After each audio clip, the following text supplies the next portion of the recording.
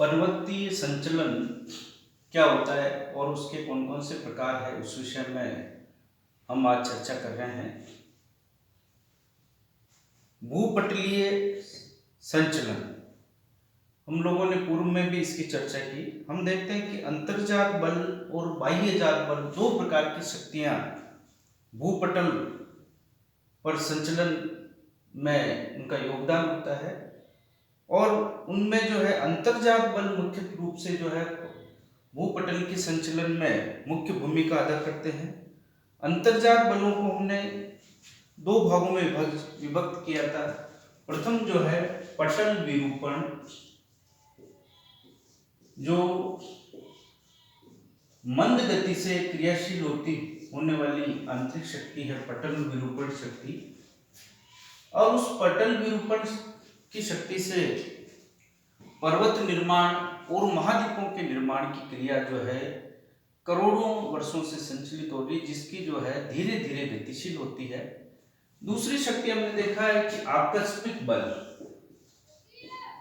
आकस्मिक बल या आकस्मिक शक्तियां, ये दोनों ही शक्तियां जो है अंतर्जात बल है। आकस्मिक शक्तियों में हमने भूकंप, ज्वालामुखी की चर्चा की थी, और पटल विरूपणकारी शक्तियों में हमने जो है पर्वत निर्माणकारी बल और महादेश जनक बल या जिनको महाद्वीप निर्माणकारी बल भी हम कहते हैं, उनके विषय में हमने चर्चा की। आज हम विशेष तौर से पर्वतीय संचलन, जिसको ओरोजेनेटिक मूवमेंट हम कहते हैं। ओरोजेनिक मूवमेंट, ओरोज जो लैटिन भाषा का शब्द है, उसका जो तात्पर्य होता है पर्वत, यानी ओरोजेनिक मूवमेंट से तात्पर्य है पर्वतों के निर्माण करने वाला संचलन। ओरोजेनेटिक मूवमेंट वही पर्वतीय संचलन है। पर्वत निर्माणकारी जो बल है उसको पुनः दो भागों में विभक्त करते हैं। प्रथम तनाव, द्वितीय संपीड़न। दोनों ही बल क्षैतिज रूप से एवं लंबवत रूप से क्रियाशील होते हैं। पर्वत निर्माण कार्य में जो क्षैतिज रूप से जो तनाव उत्पन्न होता है, उसके कारण से भ्रंशन की क्रिया, भ्रंश का निर्माण होता है, चटकन हो जाती है।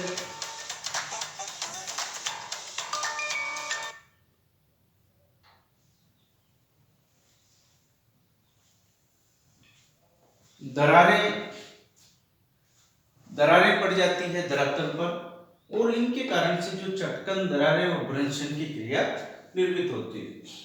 क्रिया जो है पर्वत निर्माणकारी संचलन में गतिशील होती है। संपीड़न शक्ति या संपीड़न बल में जो है वलन, वृत्त संचलन और तनाव की क्रिया। तनाव के कारण से हम देखते हैं कि तनाव में जो है क्षैतिज बल कार्य करता है, विपरीत दिशा में शक्ति क्रियाशील होती है तनाव में, और उस विपरीत क्रिया में दिशा में शक्ति क्रियाशील शक्ति के कारण से चटकन, दरारें और भ्रंशन की क्रिया होती है। संपीड़न बल जो है एक ही दिशा में एक दूसरे के आमने सामने क्रियाशील होता है, और उसके कारण से वलन की क्रिया और वृत्त संवलन की क्रिया जो है गठित होती है।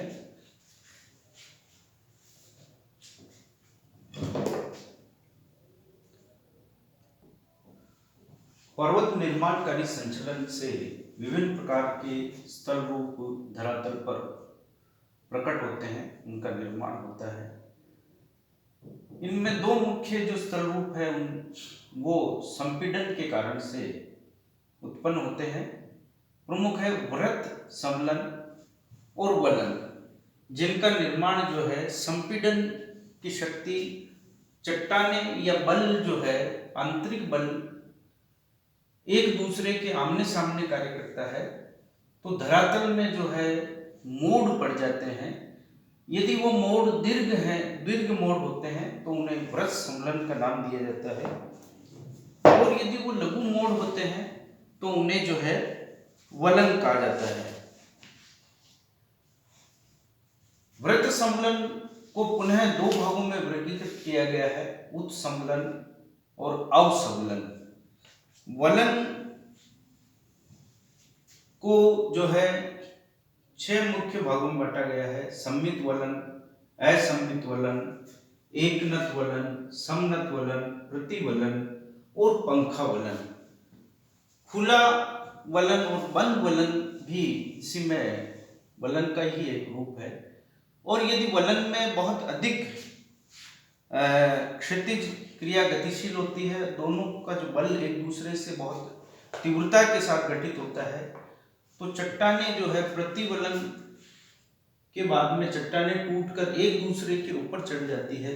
तो ऐसी भू आकृति जो है नापे के रूप में भी हमारे सामने उभर के आती है। सबसे पहले हम बात करें हैं वृत्त समलन क्या होता है। क्षैतिज संचलन के कारण शेल परतों का मुड़ना एक निरंतर प्रक्रिया है और इस क्षैतिज बल के कारण से भूपटल में बंकन या मुड़ने का जो रूप है वृत्त पैमाने पर और लघु पैमाने पर हमारे सामने उभर के आता है। जब विशिष्ट क्षेत्र के मुड़ने क्षेत्र में चट्टानों के मुड़ने या उसमें मोड़ पड़ जाने की जो क्रिया होती है उसे वृत्त समलन या समलन रैपिंग का नाम की क्रिया कहते हैं। इस क्रिया में जो है भूपटल में गुंबदाकार उभार उत्पन्न हो जाते हैं और भूपटल जो है लंबवत रूप से जो है वलन समलन के रूप में मुड़ जाता है। और इस मोड़ के उत्पन्न होने से ये हमारे आपके सामने एक चित्र प्रस्तुत है। इसमें हम देख रहे हैं कि जो क्षेत्र है वो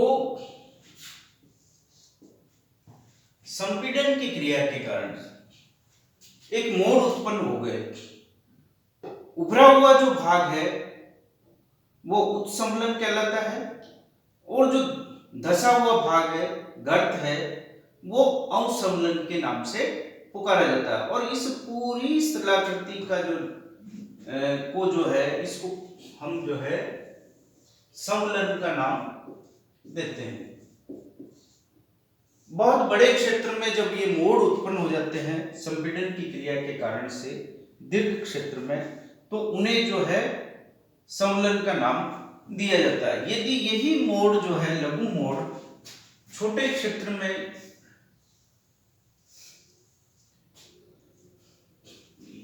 ये जो मोड़ धरातल पर संपीड़न की क्रिया के कारण से उत्पन्न हुए हैं, ये वलन कहलाते हैं।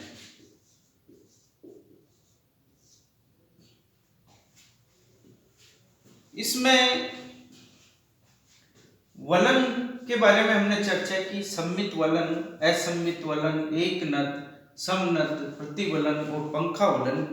ये सारे जो वर्गीकरण हमने किया है ये इनमें संपीड़न के कारण से जो मोड़ पड़ जाते हैं उन मोड़ में जो अलग अलग विभिन्नता होती है उसके कारण से ये अलग अलग वलन के प्रकार गिनाए गए, बताए गए।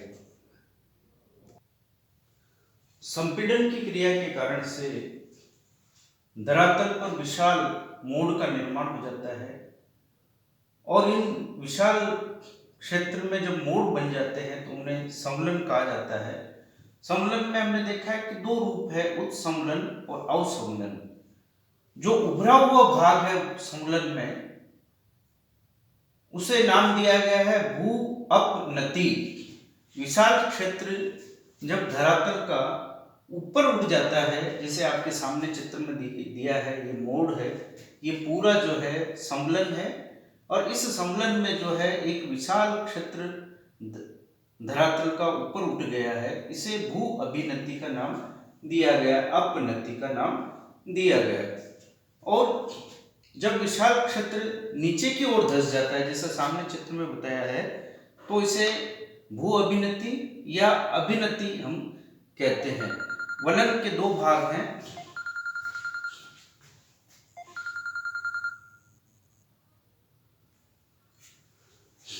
अपनति और अभिनति।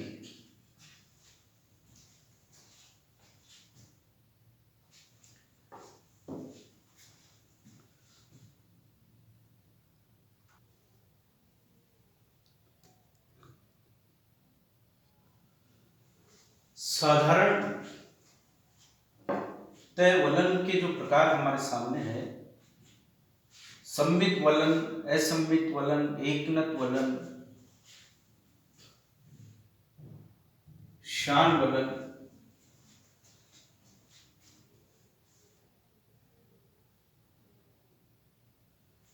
समनत वलन।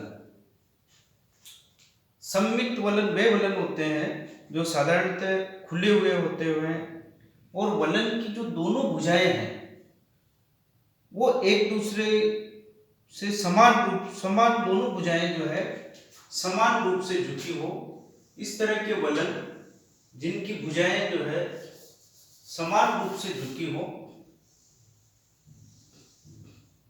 दोनों ही भुजाएं जो है जिनका मोड़ समान हो, इस तरह के वलन को जो है समनत वलन या साधारण वलन, सम्मित वलन का नाम हम देते हैं। सम्मित वलन सिमेट्री जिनमें है, और यदि वलन में की एक भुजा छोटी है और एक भुजा बड़ी है तो उसे जो है हम असम्मित वलन का नाम देंगे। दोनों ही भुजाएं समान रूप से झुकी हुई हो और दोनों की जो है लंबाई, खुलापन वो समान हो तो सम्मित वलन कहलाता है। एकनत वलन में जो है हम देख रहे हैं कि एक भुजा की लंबाई अधिक है, उसका झुकाव कम है, लेकिन दूसरी जो भुजा है वो 90 डिग्री का कोण बना रही है, समकोण बनाते हुए तीव्र ढाल प्रस्तुत कर रही है। इसे एकनत वलन का नाम हम देते हैं मोनोक्लिनल फोल्ड या एकनत वलन हम कहते हैं। डी में जो है समनत वलन बताया गया है।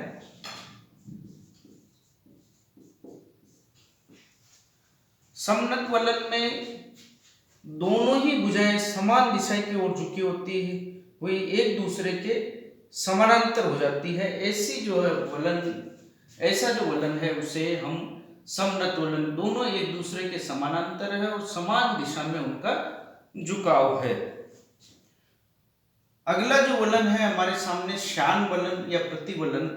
शान वलन और प्रतिवलन में जो है वलन की क्रिया तीव्र होने से अधिक संपीड़न के कारण से वलन की दोनों भुजाएं अत्यधिक झुक जाती है और क्षैतिज दिशा में जो है क्रम में स्थित हो जाती है। दोनों की वलन की क्रिया की तीव्रता के कारण से बहुत अधिक झुक गई है और उनका झुकाव इतना अधिक हो गया है कि वो धरातल के समानांतर क्षैतिज रूप से उनका विस्थापन हो गया है। इस तरह से हम देखते हैं सम्मित वलन, असम्मित वलन, एकनत वलन, समनत वलन और शान वलन। वलन के मोड़ एवं झुकाव के आधार पर, खुलेपन के आधार पर भी हम उन वलन को दो भागों में बांटते हैं, खुला वलन और बंद वलन। खुले वलन में वलन के जो मोड़ हैं वो इस तरह से खुले हुए रूप से होते हैं, खुला वलन,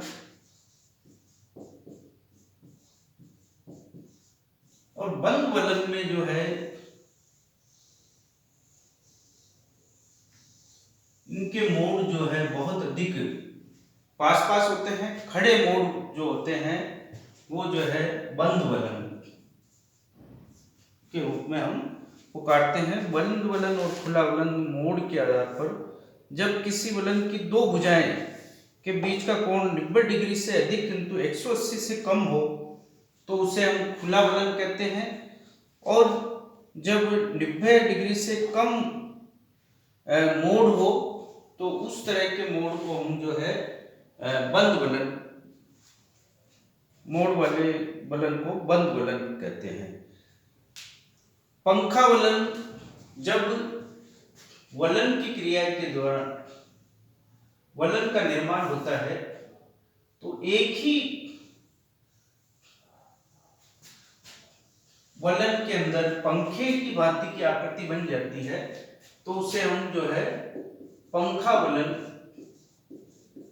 का नाम देते हैं। पंखा वलन में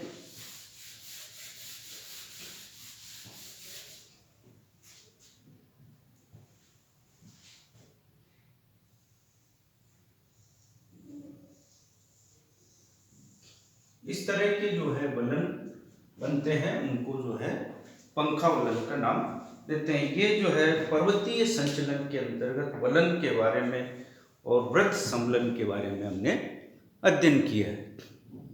धन्यवाद।